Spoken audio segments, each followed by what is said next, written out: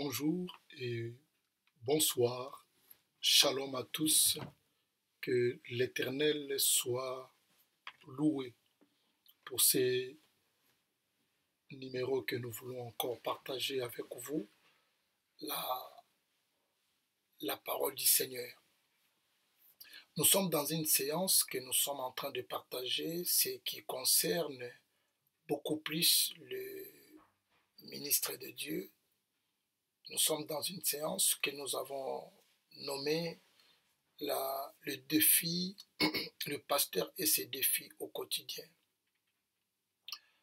C'est une séance qui est vraiment en caractère pastoral et nous prions le Seigneur puisse nous donner encore son appui, son aide pour pouvoir aller aussi à la profondeur de ces messages parce que nous en avons besoin, surtout dans les temps où nous sommes en train de vivre. Ça peut être une ressource aussi pour les uns et pour les autres, même pour ceux qui aspirent ou ceux que le Seigneur appellera demain. J'aimerais continuer une deuxième partie de ce que nous avons parlé des semaines passées. Nous avons parlé sur un sous-thème, le ministre de Dieu. Et c'est là où j'aimerais continuer la deuxième partie sur le sous-thème, le ministre de Dieu. Mais à ne pas oublier notre grand thème, le pasteur et ses défis au quotidien. Et dans ce pasteur et ses défis au quotidien, nous avons un verset où nous sommes en train de parler comme un verset de base. Notre verset de base se trouve dans Jean chapitre 21, à partir du verset 15. Après avoir mangé, Jésus a appelé Pierre et dit, « Simon, fils de Jonas, m'aimes-tu plus que ceci ?» Simon lui répondit, « Oui, Seigneur, tu sais que je t'aime. » Le maître lui a dit, « Si tu m'aimes, paie mes agneaux. » Il revient pour la seconde fois. Il dit encore à Simon, « Simon, fils de Jonas, m'aimes-tu » Simon il a répondu, « Oui, Seigneur, tu sais que je t'aime. » Le maître lui a dit, « Si tu m'aimes, paie mes brebis. » Et pour la troisième fois, c'était la même question. Simon, fils de Jonas, m'aimes-tu? Simon était un peu triste. Le maître a posé la même question à 3 reprises. C'était inquiétant pour Simon. Est-ce que je répondais mal? Est-ce que le Seigneur n'est pas convaincu de ma réponse? La tristesse a pris le corps de Simon. Par là, nous voulons comprendre que le pasteur, regardez où le Seigneur, il a fait l'appel à Simon, il a parlé à Simon, « Si tu m'aimes, paie d'abord mes agneaux, les petits moutons.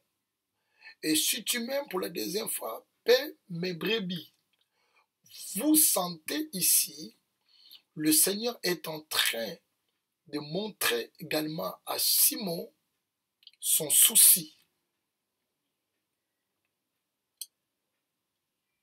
Notre appel. Il voulait dire à Simon, « Simon, si je t'appelle, ce n'est pas pour faire montrer aux gens, ce n'est pas pour chercher qui est le plus grand, ce n'est pas pour montrer aux gens les habits ou la façon que tu vas se présenter devant les gens, mais la préoccupation, ce qui était le souci du Seigneur, c'était ses troupeaux. Il a commencé par les agneaux, après il a dit le brebis. Donc il fait mention de petits moutons et des grands, comme des brebis. Donc pour dire que dans le ministère pastoral, vous voyez, nous allons rencontrer des choses comme ça. lorsque nous sommes en train de conduire le peuple de Dieu, parmi le peuple que nous sommes en train de conduire, il y a des petits moutons et il y a des grands moutons. Tous, ils ne sont pas dans la même catégorie. Les petits sont petits, qui sont encore immatures. Les grands sont grands, ils sont matures. Et tout cela sera dans le dos des pasteurs. C'est pourquoi je dis souvent, c'est une responsabilité énorme que le Seigneur nous a confiée. Des fois, nous-mêmes, nous ne prêtons vraiment pas attention par rapport à cela. Donc, nous parlons sur le ministère, le ministre de Dieu. Le ministre, comme nous savons, je parlais cela, ce mot signifie tout simplement comme un fonctionnaire, quelqu'un qui est appelé au service. Ça peut être, comme je disais, il n'y a pas une grande différence entre les ministres du monde ou les ministres de Dieu. C'est une charge, une fonction qu'on a confiée à quelqu'un. Donc, si nous voulons vraiment prendre ça au sérieux, c'est une tâche, c'est une responsabilité. Mais pour nous, aujourd'hui, nous voyons même dans nos vies quotidiennes, surtout dans nos pays, là où nous sommes venus, quand quelqu'un est devenu ministre, il y a vraiment toute une fête dans la famille. Toute la famille commence à se réjouir, commence à être dans la joie, parce qu'ils ne voient pas la responsabilité, ils voient autre chose. Mais dans le pays par lequel nous sommes, lorsqu'on vous a choisi comme un ministre, les gens qui ont vraiment la bonne conscience, ils comprennent que c'est une responsabilité. C'est pourquoi certaines personnes ici sont prêtes ou prêtes à jeter l'éponge ou à démissionner s'ils n'arrivent pas à répondre également dans le ministère qu'on lui a donné, il va démissionner. Mais malheureusement, dans le service du Seigneur, nous ne démissionnons pas. Pourquoi? Parce que c'est le Maître qui nous a choisis. C'est un ministère éternel. Lorsque Dieu nous fait un choix, donc le ministre, comme je viens de dire, c'est quelqu'un qui est au service de croyants pour accomplir un appel particulier de Dieu. J'ai expliqué que nous avons 5 ministères: apôtres, prophètes, évangélistes, pasteurs et docteurs. Ces 5 ministères que moi j'appelle le ministère international. Ça veut dire, lorsque vous êtes choisi en Afrique ou en Amérique, ces ministères-là, vous pouvez aller travailler avec partout où vous pouvez aller. Partout où Dieu peut vous envoyer, vous pouvez travailler dans ce ministère-là parce que c'est un ministère international. Et c'est Dieu qui appelle. Dans Ephésiens chapitre 4, le verset 10 à 12, nous allons tourner aussi tout autour de ça pour comprendre mieux également. C'est lui qui nous appelle. C'est lui qui appelle au ministère. Ce n'est ni apôtre, ce n'est ni prophète, ni docteur, ni évêque, ni que ce soit. Celui qui appelle au ministère, c'est Jésus. Je vous ai expliqué la fois passée par rapport à 1 Corinthiens chapitre 12, à partir du verset 5, pour voir bien. Il dit qu'il y a la diversité des dons, mais un seul esprit. Donc l'esprit, le Saint-Esprit qui donne le don. Il dit qu'il y a diversité de ministères, un seul Seigneur. Donc c'est le Seigneur qui donne le ministère. Le ministère ne vient pas à un homme. Et j'ai beaucoup insisté par rapport à ça. Si nous prenons Ephésiens chapitre 4, verset 10, il dit: Celui qui est descendu, c'est le même qui est monté au-dessus de tous les cieux, afin de remplir toutes choses. Il s'agit de Jésus. Il dit celui qui a descendu. Il a quitté le ciel, il a descendu sur la terre, et c'est lui qui a voulu remplir toutes choses. Comment remplir ça? Il a donné les uns comme apôtres. Donc c'est Jésus. Donc les ministères, nous devons vraiment faire très attention à ça et n'acceptez pas que un pasteur, un apôtre, un prophète qui vous choisit pour devenir le ministre de Dieu.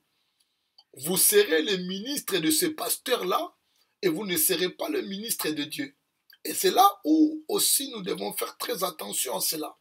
Même si un enfant qui brille, un enfant qui prêche bien, ou un jeune ou une sœur qui prêche bien, mais à ce qui concerne le choix ministériel, ça ne dépend pas de nous. Là, ça dépend du Seigneur lui-même. Il dit les uns comme apôtres, les autres comme prophètes, les autres comme évangélistes, les autres comme pasteurs, les autres comme docteurs. J'ai insisté ici, il dit, pour le perfectionnement des saints en vue de l'œuvre du ministère et de l'édification du corps du Christ. À comprendre que lorsque Dieu nous appelle, c'est le Seigneur qui nous appelle lui-même. Et quand il nous appelle, c'est pour l'édification, comme il dit, des croyants. D'amener les croyants à la croissance, dans une amélioration, de changer en fait la vie des croyants. Maintenant, j'avais prévu que je vais parler un petit peu aujourd'hui sur l'apôtre et les prophètes. Mais en regardant tous ces 5 ministères, en tout cas, le choix vient du Seigneur. La fois passée, je vous ai parlé dans Actes chapitre 6, lorsque les apôtres qui ont vu que l'Église avait grandi et qui ont décidé maintenant de choisir les gens.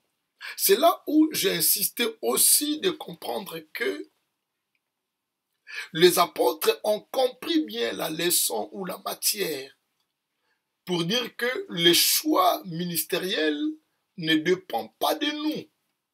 Comme nous voyons aussi aujourd'hui, peut-être certains couples pastoraux, peut-être le pasteur qui est le mari et il voit que sa femme il prêche bien et il consacre sa femme comme pasteur ou comme apôtre, comme prophète.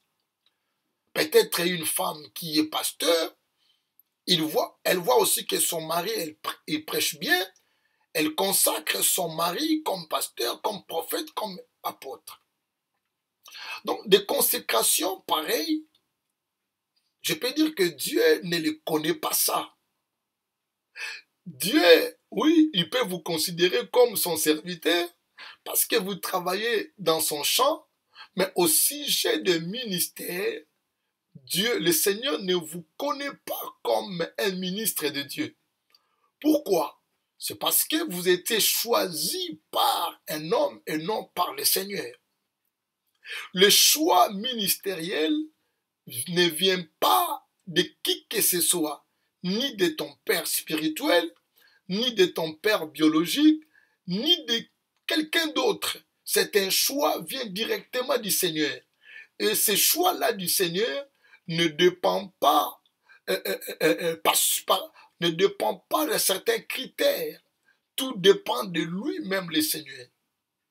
Étudier, pas étudier, être lancé ou être court en taille ou avoir beaucoup de diplômes, peu importe ce que vous pouvez avoir, Dieu ne regarde pas toutes ces choses. S'il a choisi toi qui seras son ministre pour propager, pour amener l'évangile, pour perfectionner les saints, il ne dépend pas de notre intelligence. J'aimerais vous amener ici à comprendre. Regarde les 12 apôtres. Après Judas n'était plus là, des gens s'étaient remplacés par Matthias. Mais lorsque la première église était avancée, l'église a complètement grandi et la Bible dit, mes chers amis, les apôtres ont fait une réunion. Dans cette réunion, il dit, choisissez-nous les hommes capables, intelligents, sages, qui craignent Dieu. Donc quand nous regardons les critères déjà, on voit que les critères de la personne, si c'était aujourd'hui, on pouvait déjà peut-être prier pour eux comme les apôtres ou bien comme les pasteurs. Mais parce que ce n'était pas l'habilité des apôtres ou ce n'était pas leur pouvoir de consacrer quelqu'un comme un ministre de Dieu. Ça, c'est le pouvoir discrétionnel du Seigneur lui-même. Et regarde ce que dit, donc je suis dans Acte 6, verset 4. Ou bien, je commence à verset 3. C'est pourquoi, frères, choisissez parmi vous cet homme et qui l'on rend un bon témoignage, qui soit plein de l'Esprit Saint et de sagesse, et que nous chargerons de cet emploi. Et nous continuerons à nous appliquer à la prière et au ministère de la parole. Donc, les apôtres ont dit, choisissons-nous cette personne, et parmi ces 7 personnes, qui puissent avoir déjà un bon témoignage, et plein du Saint-Esprit et de la sagesse. Vous voyez, ils avaient déjà des critères, on peut dire que de bons critères. Si c'était aujourd'hui, on peut directement les consacrer. Mais eux, ils ont prié pour eux comme des diacres, des responsables qui vont prendre soin de certaines choses. Parce qu'au sujet, ce qui concerne le ministère, dépendait tout simplement de Jésus lui-même.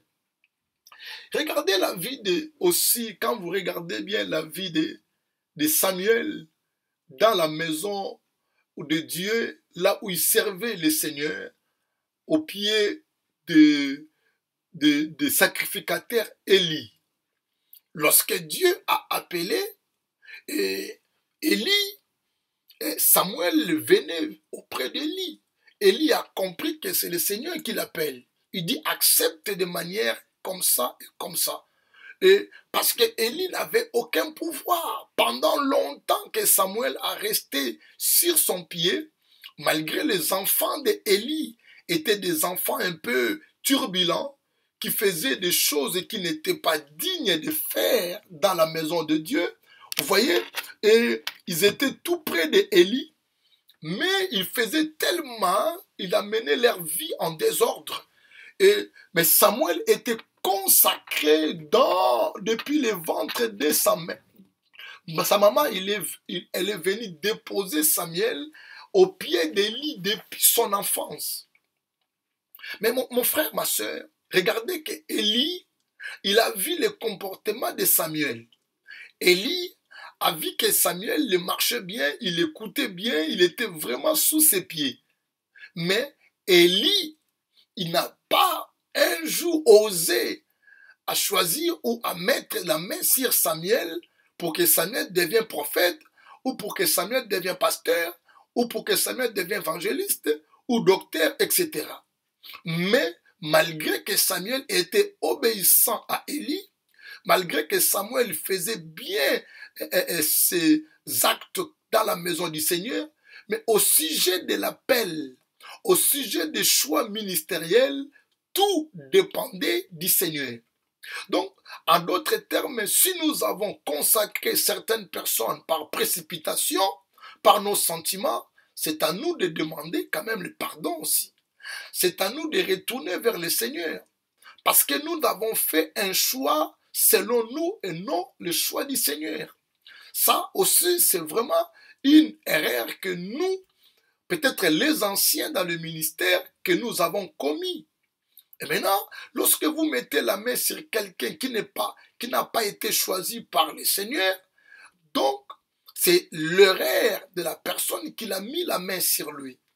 Vous voyez, Élie, il restait avec Samuel pendant longtemps, mais parce que ce n'est pas son pouvoir de mettre la main ou de choisir quelqu'un pour devenir pasteur, voilà, Élie continuait toujours à travailler avec Samuel jusqu'à ce que lui-même, le Seigneur, a trouvé bon d'appeler Samuel dans le ministère.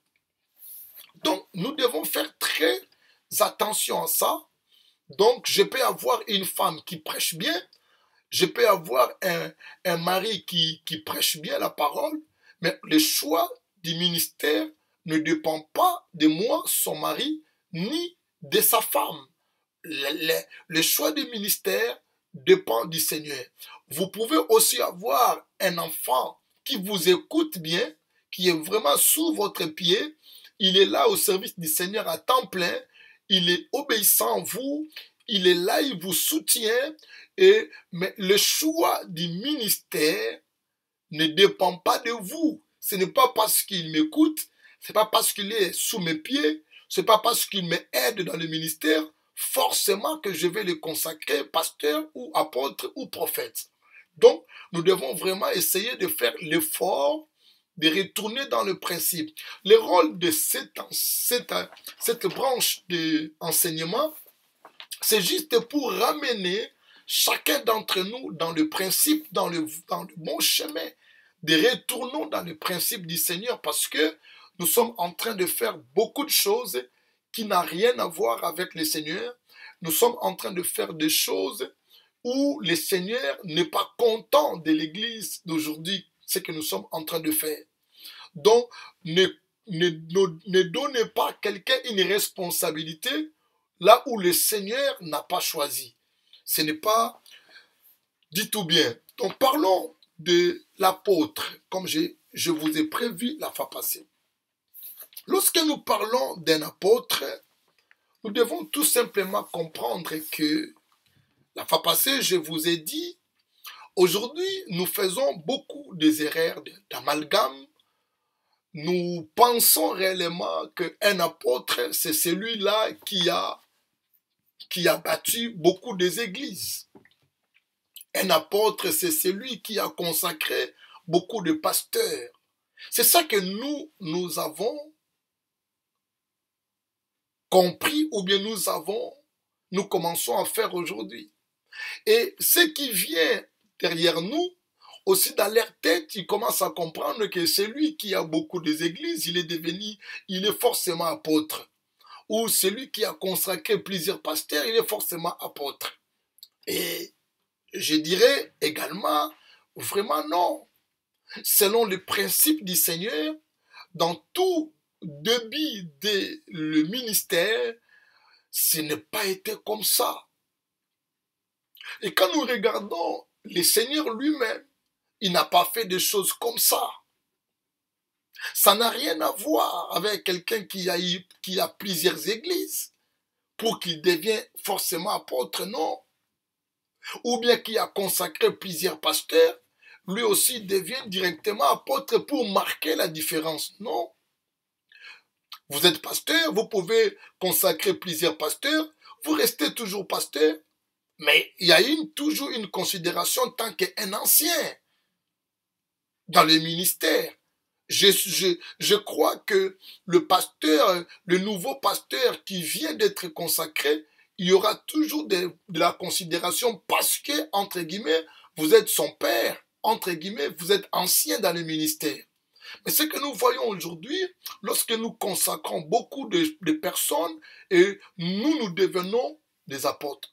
Lorsque nous avons bâti plusieurs églises, même lorsque ce n'est pas vous-même qui ont bâti cela, certains qui sont un enfant qui est parti ailleurs, il est parti en Angola, il est parti en Afrique du Sud, et là, il a commencé une église et il appelle secours à son père spirituel et forcément le papa devient un apôtre.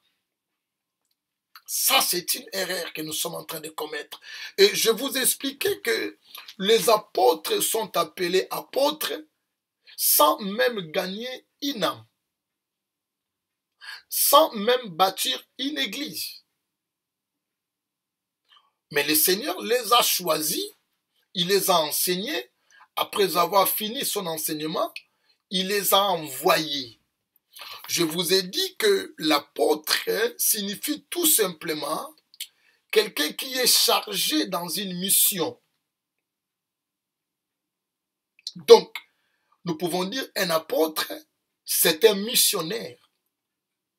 Selon vraiment l'origine de ces mots. Et la mission vient du mot apo, stélo. La différence là, stélo, qui signifie envoyer, charger ou charger d'une mission. Apo, stélo. Maintenant, apôtre vient aussi du grec qui signifie envoyer. C'est dit apostolo. La mission signifie apostélo. Mais apôtre signifie apostolo. Donc quelqu'un qui est envoyé, chargé d'une mission. Il dit chargé d'une mission pour les âmes. Donc, le verbe aller.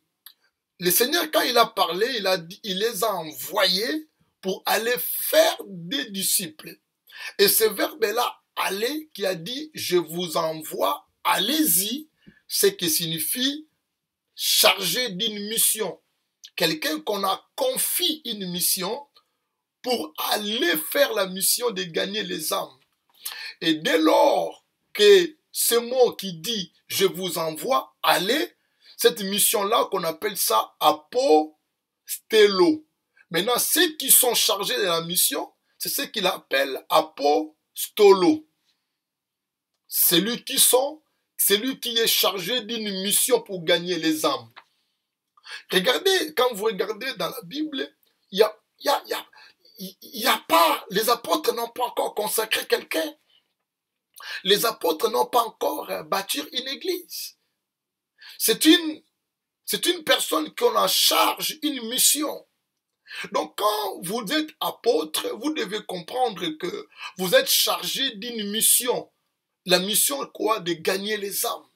C'est une mission que Dieu a chargée à une personne. Donc, pour être un apôtre, vous devez sentir à vous l'appel d'une mission. Ce n'est pas bâtir plusieurs églises, ce n'est pas consacrer plusieurs pasteurs que vous devenez apôtre comme nous voyons aujourd'hui. Ce n'est pas ça, mon frère, ma soeur. Même lorsque le Seigneur lui-même a appelé l'apôtre, appelé Saul, quand il est devenu apôtre Paul, le Seigneur lui a dit, je t'enverrai devant des rois pour aller annoncer ma parole. L'apôtre Paul était comme un apôtre des païens, qu'il était envoyé par le Seigneur lui-même. Le Seigneur l'a rencontré, l'a envoyé. Il y avait un professeur qui disait que pour être un apôtre, vous devez voir le Seigneur. Voir Jésus. Bon, c'est vrai, c'est son opinion. C'était une pensée qui disait pourquoi? Parce que les 12 apôtres et Paul ont vu le Seigneur, même de manière physique ou de manière spirituelle. Mais c'est vrai qu'il y a aussi certaines personnes qui n'ont pas aussi vu le Seigneur, mais sont apôtres, comme Matthias. Il a remplacé Judas et est devenu apôtre. Mais le professeur là, il a dit, et pour devenir un apôtre, vous devez voir le Seigneur. Un apôtre va d'abord voir le Seigneur. Ce n'est pas à force de consacrer les gens, ce n'est pas à force de bâtir des églises pour devenir un apôtre. Donc, c'est un chargé d'une mission. Et lorsque vous êtes chargé de cette mission, pour comprendre cet appel apostolat, vous devez avoir en vous une pensée de missionnaire. Vous voyez? C'est pourquoi il a dit, je vous envoie. Dans Matthieu chapitre 28, à partir du verset 19, nous les connaissons ça bien. À partir de ce moment-là, que là où nous comprenions maintenant que les disciples sont devenus les apôtres. C'était à ce moment-là que les disciples sont devenus des apôtres. Lorsque le Seigneur les a envoyés, il a dit, je vous envoie. je vous envoie. Vous voyez, donc lorsque les disciples sont devenus des apôtres, et à partir de ce moment-là, ils sont allés exécuter la mission que le Seigneur les a donnée, de travailler pour les âmes, d'annoncer la bonne nouvelle partout où il allait. Ça veut dire que les apôtres, ce sont des missionnaires. Ce n'est pas devenir apôtre parce que tu as fait ou beaucoup des églises. Ce n'est pas ça. Donc nous devons vraiment essayer tout simplement de retourner dans la voie du Seigneur. Si nous-mêmes, c'est que nous sommes déjà, tant que les ministres de Dieu, nous ne gardons pas de principe du Seigneur, mais ceux qui vont suivre derrière nous, ça sera comment? Il est important de comprendre que pour être un apôtre, ce n'est pas avoir beaucoup d'églises. C'est un appel qui vient depuis là où même que tu n'as pas encore choisi quelqu'un.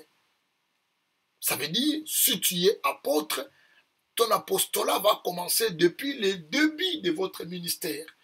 Et vous allez sentir en vous cette pension-là, cette pensée des missionnaires. Je ne parlerai pas aujourd'hui de la reconnaissance de l'apôtre Paul vis-à-vis de ses amis comme les 12 apôtres, mais j'aimerais parler aussi le rôle d'un prophète. Le prophète, si vous regardez bien, le prophète, c'est un mot aussi vient du grec. Prophète signifie de pro, ou quelqu'un avant ou devant. Il devance un petit peu.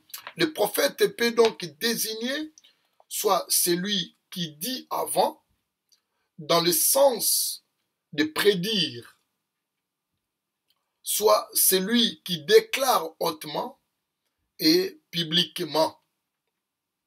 Dans le sens courant, le prophète est l'homme qui éclaire le peuple de Dieu. Donc, tout cela, ce sont des ministères que Dieu a donnés et le choix vient que de Dieu. Même lorsque chacun des ministères a un peu un autre rôle un peu spécifique ou une grâce, je peux dire, particulière, la particularité de chaque ministre, il y en a quand même. Comme un apôtre, ce sont des piliers de l'Église. Un apôtre, ce sont, je peux dire aussi, le fondement de l'Église. En fait, c'est leur particularité de l'apôtre. Donc, ce sont des personnes qui sont vraiment en mission pour fonder, pour mettre des fondements dans l'Église. Et la même chose aussi avec les prophètes. Les prophètes aussi, leur particularité aussi, il est aussi comme des fondateurs, comme des personnes qui sont des piliers de l'Église. Je peux même appuyer sur le verset que nous lisons dans 1 Corinthiens chapitre 12. À partir du verset 28, il dit « Et Dieu a établi dans l'Église, premièrement, les apôtres et deuxièmement, les prophètes. » Donc, vous voyez, les rangs qui s'occupent, apôtres et prophètes, ce sont des rangs qui sont vraiment majeurs. Donc, pour dire qu'ils sont des piliers, mais la particularité d'un apôtre, c'est quelqu'un qui ramène en fait l'Église dans la sainte doctrine. Ce sont les apôtres qui vont se lever pour essayer de remettre le principe en place. Mais quand nous regardons les apôtres d'aujourd'hui, on dirait que c'est eux-mêmes aussi qui font des dégâts dans l'Église d'aujourd'hui.